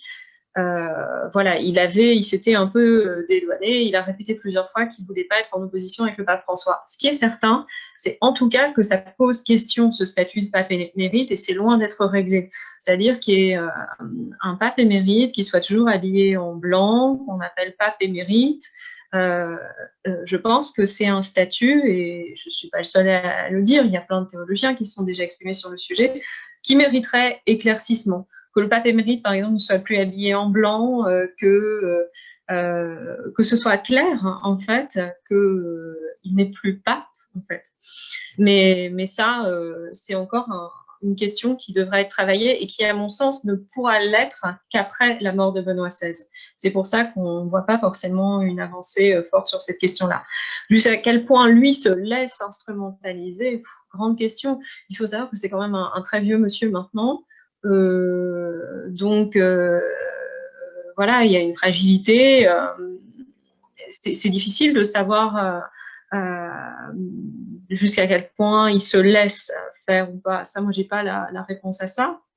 Mais ce que je pense qu'il y a peut-être une certaine candeur de sa part à penser qu'il peut encore s'exprimer comme un simple théologien. Et c'est ça son erreur. Il ne peut plus s'exprimer comme un simple théologien. Voilà. Est-ce que je peux juste ajouter un petit détail sur la première des deux questions là, je crois que c'était celle de René Saurin. Il me semble sur cette idée que comment faire pour quel pouvoir pourrait empêcher les éléments conservateurs de faire avancer les choses dans un mauvais sens, si je la résume en la reformulant telle que je l'avais comprise. Je crois que heureusement et malheureusement, c'est aussi le grand risque de la synodalité qui est celui de la démocratie, c'est-à-dire à un moment donné, vouloir avancer ensemble et essayer d'arriver à un dialogue et un consensus, ça nous fait courir un danger qui est que ce ne soit pas notre point de vue qui l'emporte et que d'autres puissent l'emporter. Et en même temps, c'est la beauté et la fragilité de la démocratie et de la synodalité. Alors je rapproche les deux, ce n'est pas exactement la même chose, mais enfin quand même. Et ça veut dire aussi qu'il y a une nécessité pour chacun de s'exprimer et de s'engager de l'intérieur pour ça et pour faire valoir son propre point de vue, essayer d'avancer pour le bien commun. En tout cas, poser la question en termes d'un pouvoir qui pourrait empêcher quelque chose, c'est déjà, à mon avis, revenir vers une idée qui n'est pas très saine pour une institution, quand bien même la situation actuelle est déjà celle d'un pouvoir qui s'exerce. Hein, mais si on veut avancer vers la synodalité, je doute qu'on puisse le faire avec, pour installer un pouvoir qui empêcherait autre chose. C'est le risque et la beauté de la démocratie. Je rejoins entièrement les questions sont... qui vient d'être dit là, parce que, en fait, c'est une question de notre façon de vivre en Église. Si nous vivons autrement en Église, ça ne reviendrait pas en arrière. Alors, je sais bien qu'on ne fait pas ce qu'on veut dans l'Église, et ce n'est pas non plus une démocratie. L'idée n'est pas que ça devienne une démocratie. Mais néanmoins, les laïcs ont toute leur place à prendre et à faire vivre l'Église. Et si nous vivons autrement l'Église, ce n'est pas à ce moment-là une hiérarchie ou un pouvoir quelconque qui va pouvoir revenir en arrière. Il y a à la fois une question institutionnelle qui joue, et là c'est les nominations et tout ce qu'on fait évoluer comme structure, etc., qui sont très importantes, mais ce n'est pas juste une question de structure, c'est vraiment une question de mentalité. Et de ce côté-là, on peut encore faire beaucoup nous-mêmes, là où nous sommes, dans nos mouvements, mais aussi dans nos paroisses. Parce que ce qui se vit dans Promesse d'Église, et même si ça ne concerne pas la paroisse, tous les gens qui sont, enfin la grande partie des gens qui sont dans les mouvements et les associations, sont aussi en paroisse. Donc voilà, c'est vraiment quelque chose sur le long terme, et Marie-Lucie le rappelait, pour le pape, en fait, le temps est supérieur à l'espace, ça fait partie de ces 4 grands principes, et c'est quand même sur cette lancée-là qu'il faut voir, en fait, cette transformation de l'Église et de la société sur le long terme. Est-ce qu'il reste d'autres questions? Alors, il y a des questions encore sur les relations entre comment dire, l'Église protestante, les Églises protestantes et Promesse d'Église. Est-ce que l'Église réformée de France a-t-elle des choses à nous apprendre? Sauf que je vois qu'il est moins 5. Donc, si tu veux redonner la parole à chacun des intervenants, enfin, Voilà, il reste 5 minutes. Oui, mais écoute, Je te laisse gérer. Alors, il n'y a pas pour le moment de contact précis avec les églises réformées et promesses d'église. Il est certain que les protestants et même les orthodoxes ont des choses à nous apprendre au niveau de la synodalité parce qu'ils le pratiquent autrement depuis beaucoup plus longtemps. Il y a eu un colloque il y a, je pense, 2-3 ans là-dessus au Centre Sèvres et c'était passionnant d'apprendre ce que font les autres. Donc, on a là aussi à écouter et à apprendre des autres, mais on n'en est pas encore là. Je vais redonner en fait la parole à chacun des 4 intervenants pour un mot de la fin, pour rester dans le temps imparti. Dominique, tu étais la première à intervenir. Je vais continuer avec ce que tu disais sur les églises protestantes. Promesse d'église, ça nous a permis d'apprendre aussi, et ce n'est pas inintéressant, que la communauté de Chemin Neuf est une communauté œcuménique et que donc dans notre travail, en particulier du groupe ecclésiologie, on va aussi prendre en compte une vision de l'Église qui soit ouverte sur cette rencontre avec les autres églises. Sinon, au niveau, moi, il n'y a pas de conclusion pour Promesse d'église. On est en chemin et on est un chemin parmi d'autres dans l'Église de France et dans l'Église universelle. Et nous, au CCFD Terre Solidaire, on trouve ça très important que ce soit dans l'Église universelle parce qu'on partage ça avec beaucoup de partenaires à travers le monde et qu'on a à apprendre aussi Promesse d'église, par exemple, avec le chemin synodal allemand, avec qui on a commencé à s'informer et on va observer comment ils vont avancer. Et nous, maintenant, eh bien, on a envie d'avancer vers ce synode sur la synodalité et on espère que de nouveaux mouvements vont nous rejoindre et pourquoi pas les amis de la vie. Merci Dominique. Nicolas, je te redonne la parole. Merci pour ces échanges très enrichissants. Moi, j'avais envie de dire, là, je participe, Dominique l'a dit, à un autre groupe là, qui regarde les évolutions de la société autour de nous. Alors, on va dire la société française, hein, soyons modestes, et notamment de ces institutions, les questions posées aux institutions. Et c'est extrêmement intéressant de voir que les questions que nous nous posons en tant que chrétiens ou catholiques, sont des questions posées à l'État, à l'école et à tout type d'institutions détentrices d'un pouvoir, d'une autorité d'interprétation des textes fondamentaux. Voilà. La question, on voit bien, c'est quelle réponse l'Église, dans sa propre évolution, apporte à cette question qui est une question qui concerne la société tout entière. Et l'intuition qu'on a, c'est que l'Évangile est en elle-même une réponse. Et c'est une réponse, au fond, à une question beaucoup plus large que moi, j'entends poser tous les jours, en particulier par les jeunes que nous accompagnons. C'est la question du sens. Quel sens donnons-nous à la vie, à notre vie ensemble? Et c'est ça qui fait que ce travail de fond, je pense, il n'y a pas de force conservatrice capable de l'arrêter. Voilà, ça c'est ma conviction. Merci Nicolas. Marie-Lucille, vous voulez dire un petit mot?